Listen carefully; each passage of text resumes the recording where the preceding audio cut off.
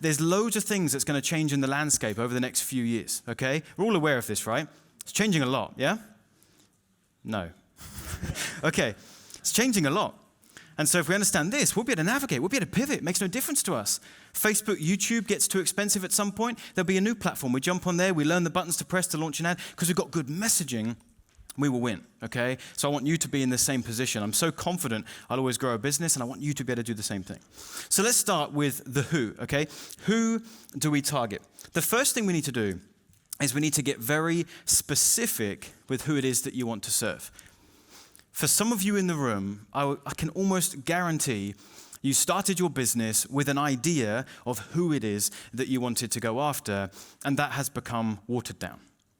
Over the course of many months, over the course of perhaps a few years of you trying to grow this business, you're sometimes sat there in your home office and you just got your head in your hands thinking, what direction is my business actually going? Who am I serving? I've got this mix mash of clients, so I don't even have any clients, and I don't really even know who it is that I want to serve. Has anyone had a moment like that? We just question the business. You can be honest, yeah? About half of the room. We have it. I've had it as well.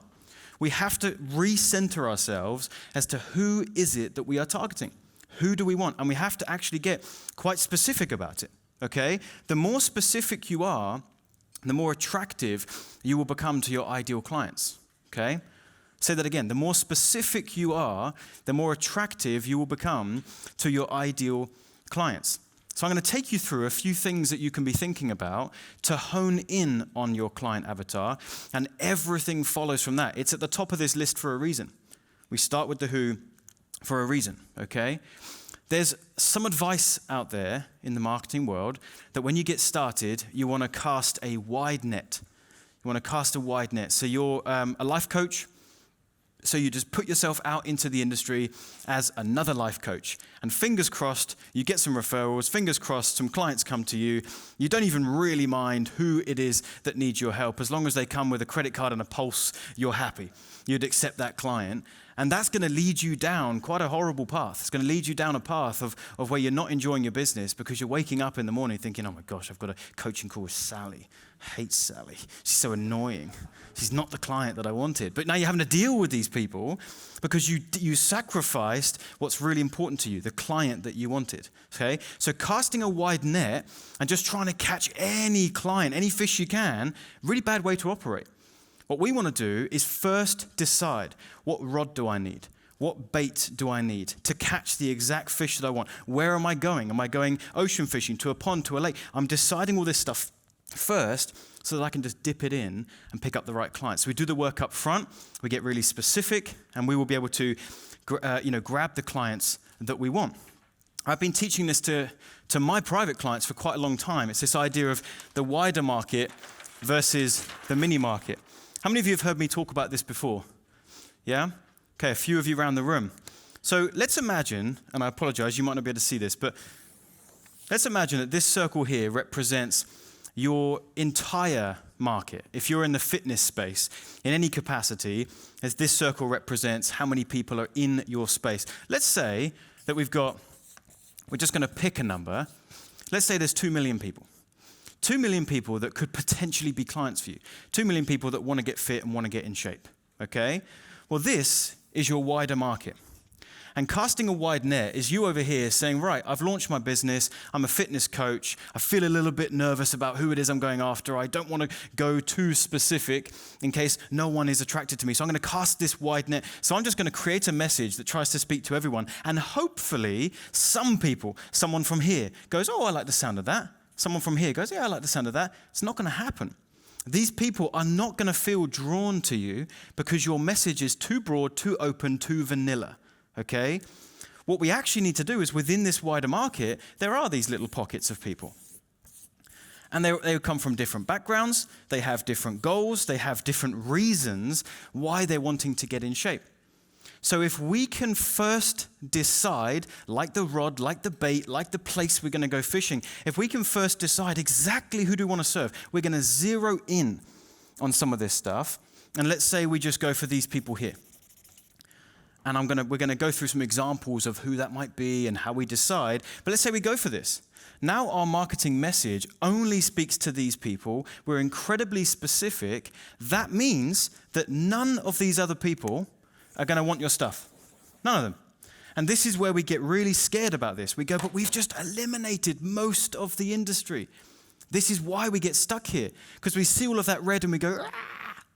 But actually this blue, the people in here, maybe it's 100,000 people.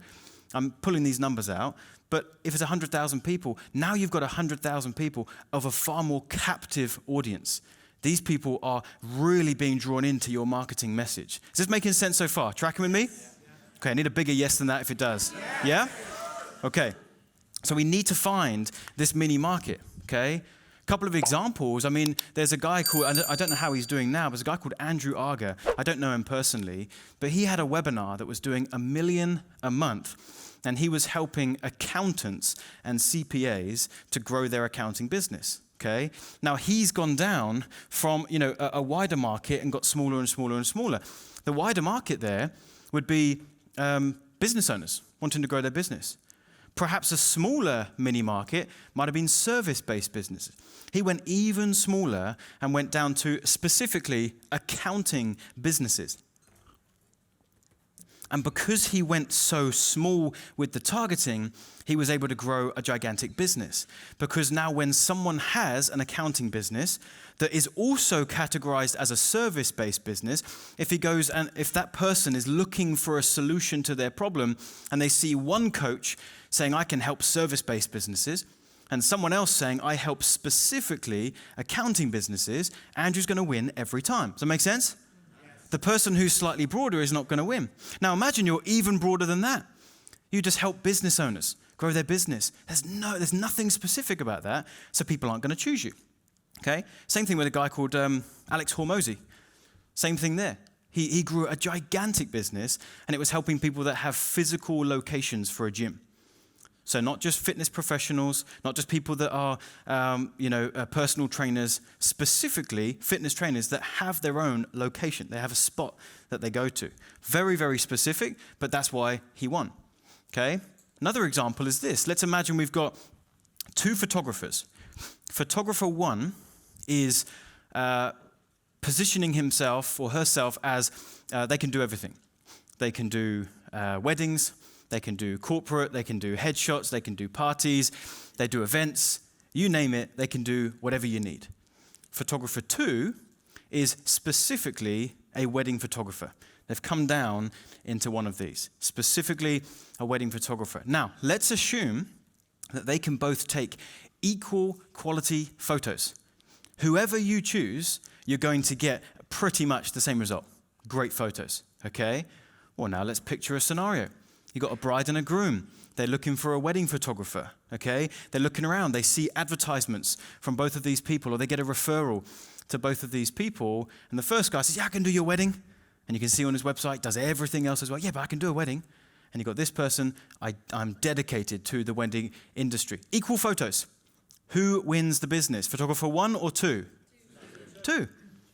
So hopefully you're starting to see the pattern here, and hopefully you're starting to question your whole business. Because if you fall into category like photographer one, this is why you're stuck.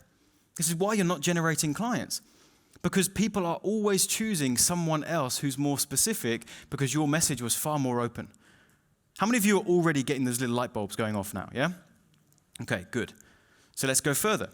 How can we start to dive down? How can we get more specific? Well, there's a few things that you can think about. First is obviously, which mini markets do you want to go into? Okay, we can just start to think about that. Which ones make the most sense for us to double down on, okay? Something else. What are their specific problems? The people that you're looking to help, they've got the problems, they've got the solution that they need, okay? So we can now start to hone in on some of those more specific problems. Something else is, how long have they been struggling? This is actually a really helpful one that I'm going to spend a bit more time on in just a minute. How long have they struggled? Okay, if we can start to identify and pick out, have they been struggling for just 6 months? Or is it 2 years, 3 years, 5 years, 10 years perhaps? depending on how long they've been struggling, we can start to paint more of an accurate message in our positioning that attracts those people. What have they already tried that didn't work? If we are targeting people that have already had a go at a solution and it hasn't worked, then we can talk to the pain that they've perhaps experienced through that process. Where in the world are they? Maybe you want to target certain countries, certain regions, certain areas, and maybe there's, again, another way you can get more specific with your message depending on where they are in the world, okay? The next two are really ones that you can just be figuring out. Just sit down with a pen and paper. Like, how do you feel? The first is, who do you feel most confident to help?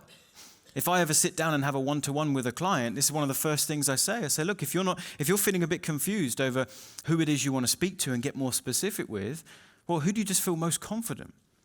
If you're a life coach and you're thinking, I have people come to me with all kinds of problems, okay, well then let's picture right now that the door of your office opens and a prospect comes in. What problem do they tell you that they've got that you just light up? You're like, that's the one. I can really help that person. If someone walks through the door and they've got that problem, yeah, I could probably help them. I could probably still accept them as a client, but I wouldn't feel as confident. Does that make sense? Yes. Which ones would make us just go, I'm lit up. I've got a fire under me. I could really, really help this person. That will help you define what those mini markets are. And then we focus on it, okay? Next one is, in fact, I'd like to know, raise your hand nice and high if you have already had, over the course of a few years, let's say at least 5 customers or clients. 5 customers or clients. Amazing. So many of you, okay? In which case, you need to start to find, and 5's the minimum, but obviously more the merrier. The averages will start to work out the more people that you have. But now, who's typically most attracted to you? This is such an easy way to do this. I keep reevaluating this in my company. It's this constant double track that we just keep getting closer and closer. It's, okay, I'm doing my own homework and I'm deciding who it is I want to serve. And once we generate some clients, we're looking at those people and saying, well, who are they? How old are they? What problems do they have? Why have they found us? And then we take that information back to our marketing and we hone in our marketing even more. And then we go back over here and we see who we're attracting now. And these two things get closer and closer and closer. Make sense? Yeah, so that's what you want to do as well. Who's typically coming to you? Are they male, female? Is there a specific gender that you know that you can help? And how old are they? You know, we've got Fez in the crowd. He's going to be speaking to us, tomorrow. He's an amazing, amazing guy, one of our clients. He helps women over 40. So he's really just honed in on gender and age, and that's why he cleans up, because those people are really attracted to him, okay? Let's take this very room, for example. You are all here to learn how to grow your business. Now, most of you would be my dream client avatar, but let's assume you're not. We'll do a little activity right now. I'd like you all to prepare to take to stand up, and we're going to just try something out. So if everyone could just just stand up for a second, all right? And I'm going to ask you a series of questions, and if the statement is not true for you, sit down. If the statement is true for you, stay standing, okay? If you are here to learn marketing strategies to grow your business, stay standing. Very good. It's everyone. Okay? Now, if I came out with a marketing message that just says, hey, I can help you grow your business with online marketing, opt in for my webinar, all of you are pretty much my client avatar, but if you didn't know me, that message, you would eliminate me. You would scroll past me on Facebook. You would skip that YouTube ad, right? That wouldn't draw you in. You're here because I got you in a different way. But had I just said, I'm going to teach you how to grow your business with online marketing strategies. It's what you need, but my message didn't get you, okay? So now, stay standing if you sell coaching. You would identify your business as a coaching business. And if not, you can sit down. If you do anything else, if you sell courses, lower ticket courses, if you have a membership platform, if you sell physical products, brick and mortar, take a seat. Okay, of those of you staying standing, if your product is more than $5,000, if you have a program that's more than $5,000, stay standing.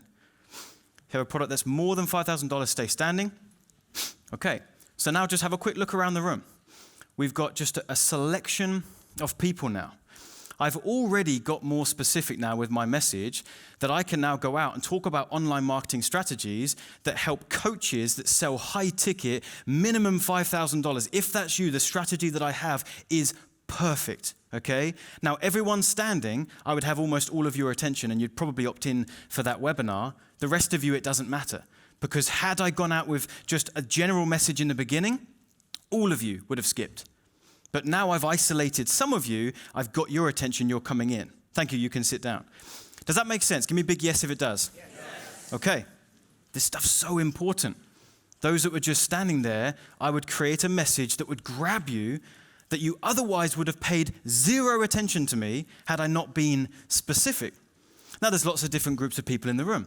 I could have got even more specific to the point where there were 2 or 3 people still standing, and this is where we get nervous. What I've just shown is an example of what your marketing looks like going out there on social media, on Facebook. We go, oh, if I'm too specific, I'm getting the attention of nobody. No, you're being really specific so that there's a handful of people that are running towards you and just tipping buckets of money over your head.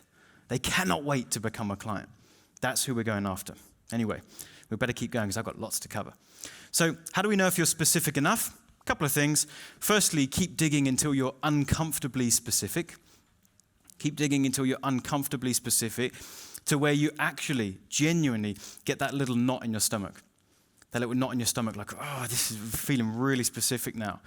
I've been spending time refining this for our business for a long time. And I actually remember many, many years ago, how many of you would remember, gosh, this would be interesting.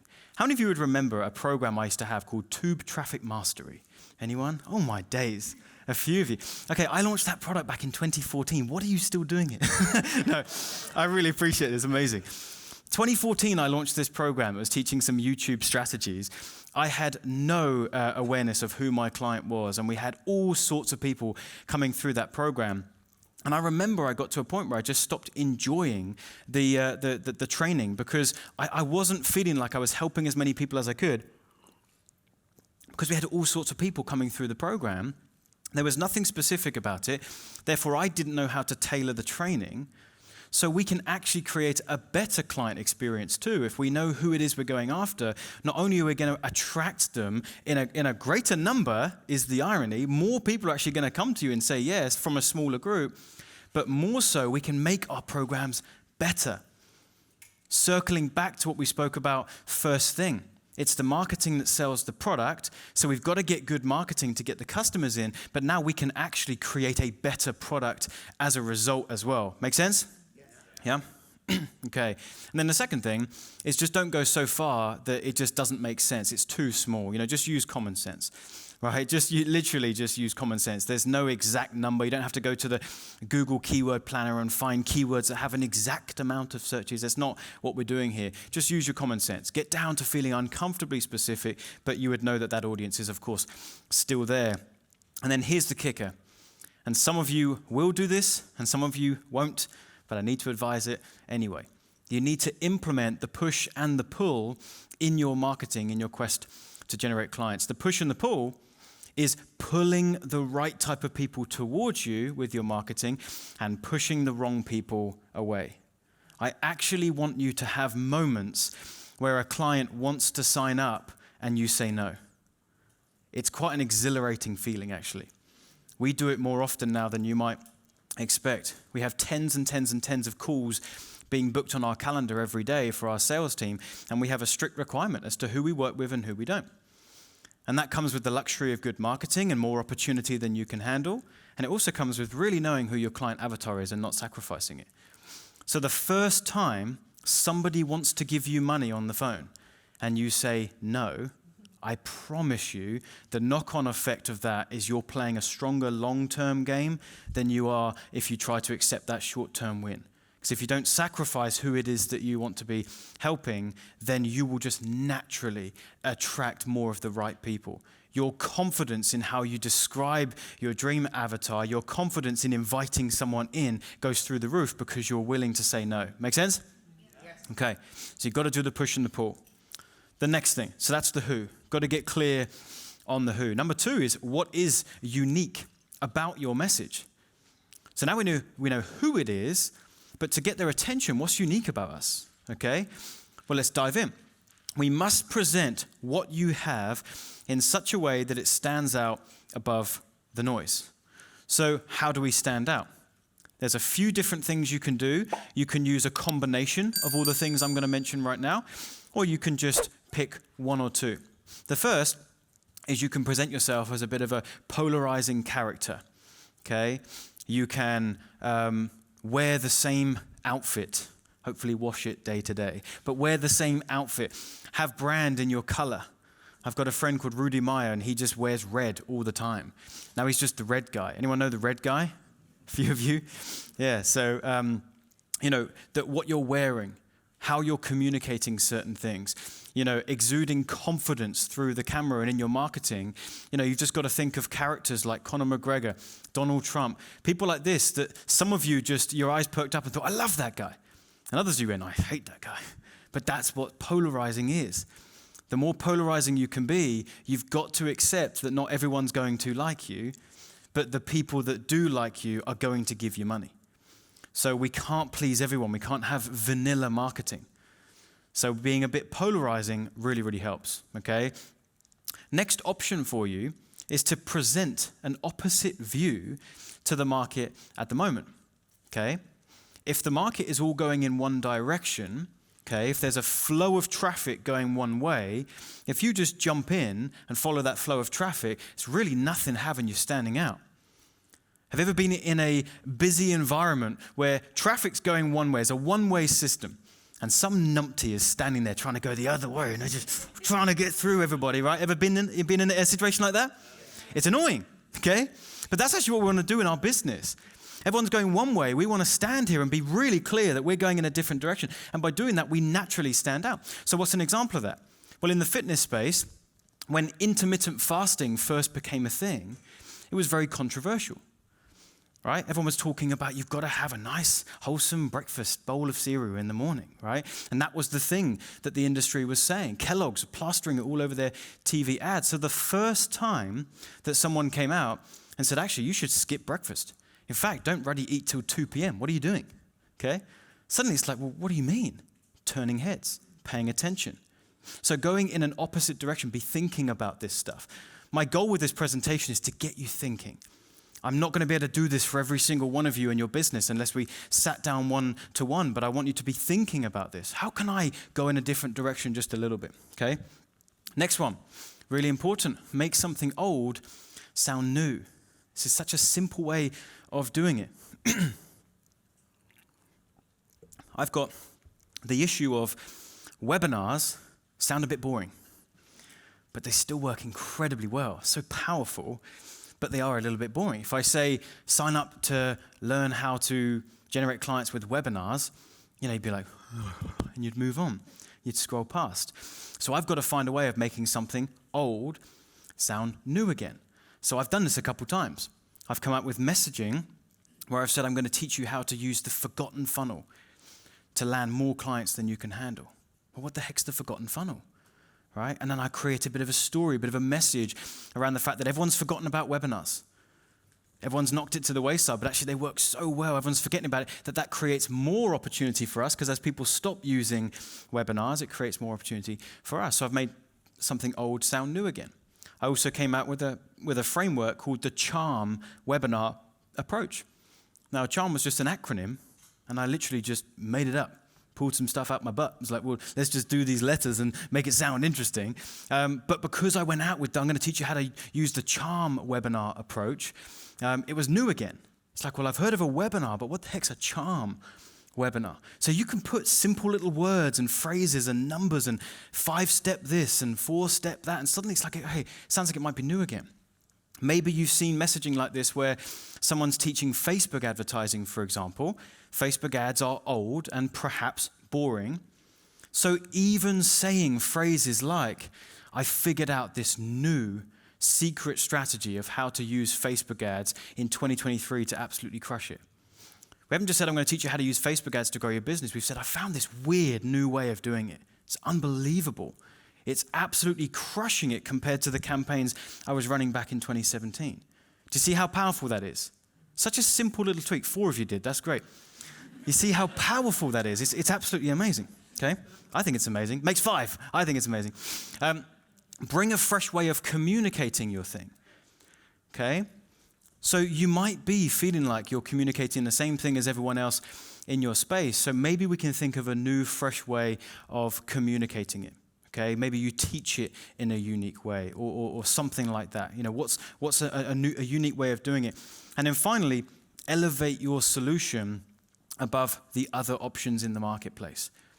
Okay, I've been teaching this actually for quite a while, but when you are trying to elevate what it is that you do, what you teach, and how you teach it, okay, it's one thing to talk about what you've got and try to get it up a couple levels in the prospect's mind. Like, oh, maybe I should be thinking about that. It's looking like a great option. We at the same time want to kind of trash talk all the other options that are available. So the more we trash talk other options, we're actually creating more distance between what we're positioning and the next best option. Make sense? Yeah. So which is why when you've been on webinars now, you're going to start to see this from people like myself and others on webinars. Will be saying, look, I was trying to find a funnel strategy, and I tried this one, and here's what went wrong with that one. And then I tried this one, and here's why this didn't work. And then I tried that one, and everyone's talking about that at the moment, but when I did it didn't work. And then webinars. Boom, webinars, but I've also trash talked everything else, so I'm creating more distance in the prospect's mind. So we can elevate our option above all others by also kind of trash talking it a bit, okay? So that's the what. Next we have the when, okay? When do we target them? Well, this is kind of simple, but I just wanted to add this in because ideally we want to catch people towards the end of their journey, like later on in the journey. We don't want to try and get people's attention when they've only realized they have this problem in the last kind of like month or two. They're not going to be in a position ready to sign up for coaching. Who's read the book Breakthrough Advertising by Eugene Schwartz? Not enough of you. Okay, write that down. Breakthrough Advertising. Breakthrough Advertising, a fantastic book. Talks about the 5 levels of market awareness. Okay, they're unaware that they have a problem. Then they become aware of the problem but not the solution. Then they become problem and solution aware. They're aware that there are solutions but they haven't taken a stab at it yet. Then they're aware of your solution, okay, but they haven't signed up. And then they're just all in and they love you and they're ready, but they just haven't actually got their credit card out. It's the 5 levels of awareness. So we want to get people further up the awareness track, but also we want to get them when they have been struggling with the problem for actually quite some time, okay? So how much someone is willing to pay is oftentimes in direct alignment with how desperate they are for a solution. The more desperate they are, the more they're willing to pay, the more enthusiastic they will be about, right, I'm finally going to invest in myself, okay? Everything kind of comes together with this, and it takes time to achieve that. So here we've got this simple little graph, about as far as my keynote presentation skills go, but we've got time over increased desire for a solution. The more time passes while someone is trying to find a solution, the more time that passes that someone has a problem, the more their desire increases for a solution. The more their desire increases, the more they're willing to pay. So let's take a look at this. Let's say someone's just been struggling for 3 or 4 months. They just started to figure out, I've got this problem, it's not feeling good, maybe I should be finding a way to solve this. They're just going to go online and they're just going to search for videos on YouTube, or they're going to go to Google and search for free. There's going to be nothing that's really driving a purchase at this point because it's a new problem for them, right? A little bit more time goes by. Maybe their searches get more aggressive, okay? This is true for everyone in the room. If any of you have ever signed up for a coaching program that's more than, let's say, $5,000, I guarantee you didn't do that in week 1. You didn't wake up one day with this brand new idea that I should start a business. I've just realized I could probably leave my job and do this thing myself, $5,000 next day or $5,000 next week. No, you probably started looking on YouTube and looking on Google and trying to get answers to your problems. And then you realize that doesn't work. I think I need to invest in myself. All right, do you know what? Cool, I better sit down. This is a big deal. I'm going to buy that $7 ebook. And then you invest in that $7 ebook. You're like, it didn't work. It's a scam. And then you pace your room and you're like, I'm going to invest again. All right, $50 course. Your investment goes up. The more time passes, the more serious you become. And here's what's great for us is the people that are then not serious enough will start dropping off. They start dropping off. So once they start to invest a little bit, there are people that never quite get to that. And then there are people that spend longer with the problem, more willing they are to invest. So we actually want to get people further along. You might be saying, well, how do we get them at that point? This is all just plays into the message that we're going to talk about creating in just a moment. Okay? You also want to think about positioning yourselves as a premium offering. And if you do that, you'll start to attract premium level clients. All of this starts to come together to create the ultimate marketing plan. Because we attract people further along, they're more desperate for a solution, far more likely to invest high ticket, so we can actually start to elevate our prices. Oftentimes, just putting your prices up, you attract better people, okay? How many of you have ever seen a $100 online course and you've not bought it because you just didn't think you'd get the help that you actually needed from something like that, yeah? That exact same training could be packaged up into a $10,000 course, a couple of coaching calls thrown in, but it's the same information, and just because of the price, you assume it's more valuable. Let that sink in just for a second. Purely because of the price, you assume it's more valuable. So we can get premium clients if we position ourselves correctly as a premium service. It's scary to do in the beginning because you might be saying, but John, I've got a $1,000 thing right now and no one's signing up. So I can't go to 3, 4, or 5,000 because I can't even get clients at one. That might be the reason. The reason you're not getting clients might be because you're too cheap. And if you elevated your brand and elevated your pricing, then you would be able to get up to those figures. Okay? There's a premium version of just about everything as well. So we're not going into no man's land. We're not going into a territory that has been trodden. We're going into a place where there is premium services everywhere. You think about taking a flight. There's economy and there's business class, or there's first class. You go into a club, right? And you can either go into the squash pit, right? Or you can go get a private table with the champagne that has all the stuff coming out the top, right? I feel like I'm getting a bit old. I don't know what this is like anymore. Okay? We've got fast food. We've got fine dining. Okay? And then we've got Ford and we've got Bugatti. Complete opposite ends of the car market. I was looking at some stats. I don't know exactly how accurate this is, but it still, proves the point. I was looking at how many vehicles Ford sell in a year, and it's somewhere between 3 and 4 million a year. And Bugatti, it's between 100 and 200. Okay? So someone would say, well, hold on a minute, you're not getting enough clients over here. We need to broaden your scope. We need to go out to more people. No, I'm going to get really specific. I'm going to be really clear. I'm going to go high ticket, and that's going to be, that's going to give me everything that I need, and I'm working with less people too. So ideally, we want Bugatti clients. So we want to get further up this timeline of when it is that someone's looking for a solution. Still tracking with me? Yes. Okay. Next one is how. How are we going to get their attention? Okay. Well, firstly, we do it by combining the first three. So who do we want to target? We get so specific with the who, then it's what's unique about your message that we're going to be able to use to get the attention of those people. Then we're deciding when are we trying to get their attention? How far through the process are they? So we're actually combining all three of these, and that really helps us to get their attention.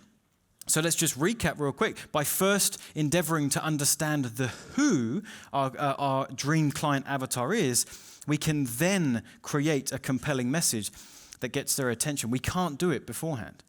If we don't first do all of this research and just get pen to paper and just think about this and get more, if we don't do that, we'll lose. But if we do it, we've paved the way to create a message that's really actually quite compelling. Okay. Now, I call this displayed understanding. You might want to write that down. Displayed understanding.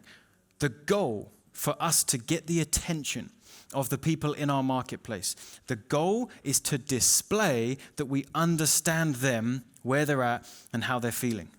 That's the goal. If we can display that, and they can really feel that, and they'll resonate with you through the screen, then you will have people signing up.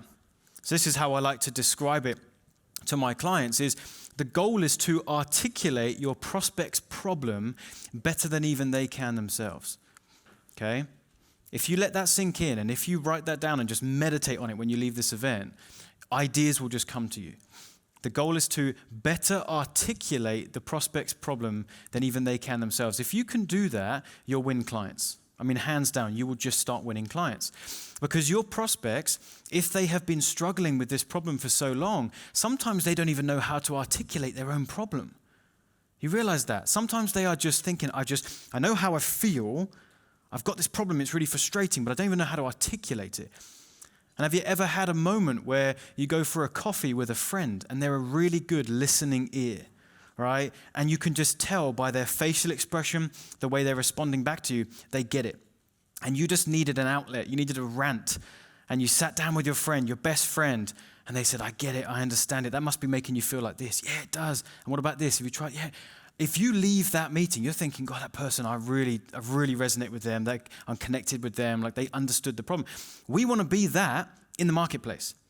So if we can display that level of understanding and awareness of their problems, we will absolutely win clients, okay? We've also got this thing to think about here, which is the pain and the gain. People in your marketplace are either trying to escape pain or they're running towards gain, or it's a combination of the two. And so we want to get really good at identifying what problems what pains our clients might have, or potential clients, and then also, at the same time, what is it that they're after? The easiest way to do this, I mean, this isn't a difficult exercise. We're just going to write pains on one side and we're going to write gains on the other, and you just spend some time, an hour or two. I do this every now and again. I just refocus on who's my avatar, how are they feeling? And I write down all their pains, I write down all their gains, taking into account the who it is that we're targeting, and then we get to work on here. And we don't just write simple things. Like for me, it's helping people get clients. Well, okay, so they want clients, don't have clients, okay? That would not be very creative, would it? Okay? We need to get more specific. I know my market so well. So I can be describing the pains of building a sales funnel, the pain of, launching a YouTube ad and thinking that you've pressed all the right buttons, but you've got that niggling voice in the back of your head. Have I done that right? I don't know if I've pressed it.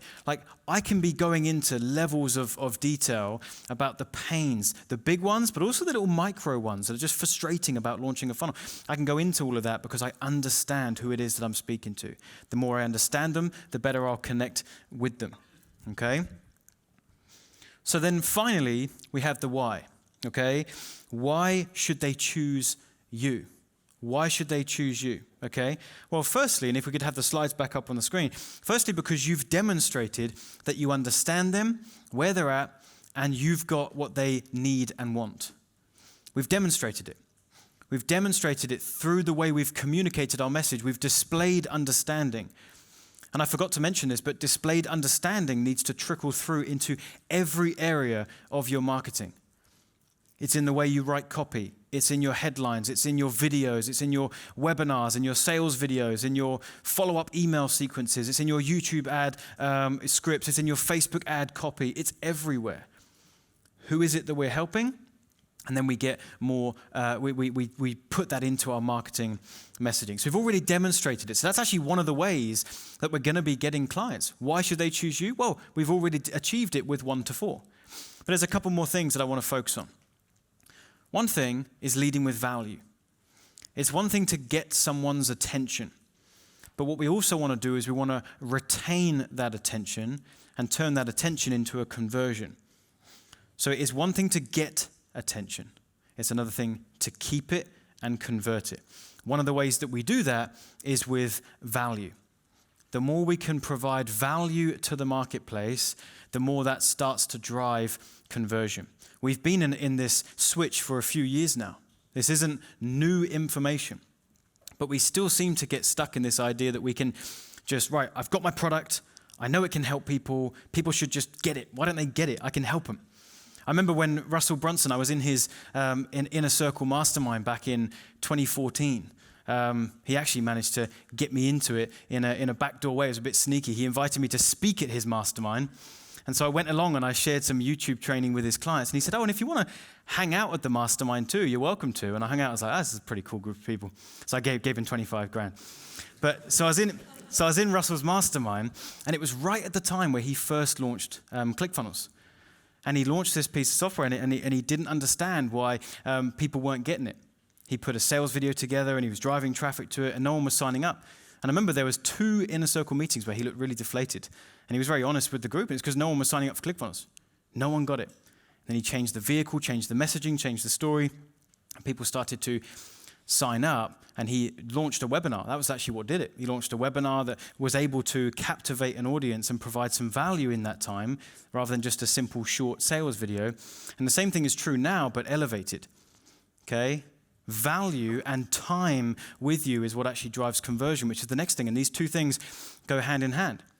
It is how much time do they spend with you. If you bring these 2 things together, how much time have they been around you, your environment, your messaging, your videos, your webinars, all of that stuff? How much time and how much value are they getting from it? Some people sign up quickly, and you will get some of those people. They're unicorns, but they are out there and they're in every market. They've just got bundles of cash and they've got big problems. And they're just like, right, yeah, I like the sound of that person, right, give them some money. Nope, didn't work, right, try that one. And they're just throwing money around. They're unicorns. Some people need that little bit of relationship building. It's value and time. So what I want you to just have in your notes, and again, just think about this, is your sales process valuable? Actually just think about that. Is it valuable, or are you trying to get someone from a YouTube ad or a Facebook ad, and within 2 minutes you're trying to get them on the phone, and the phone call is just a sales conversation? Step back for a minute. Is there actually any value in this process whatsoever? And if there's not, you're going to struggle to convert people. It's value that makes them go, I kind of like, it's the law of reciprocity. I kind of like what I've received from this person. Yeah, I think I'm going to invest in their coaching. And then, of course, it's the time that takes.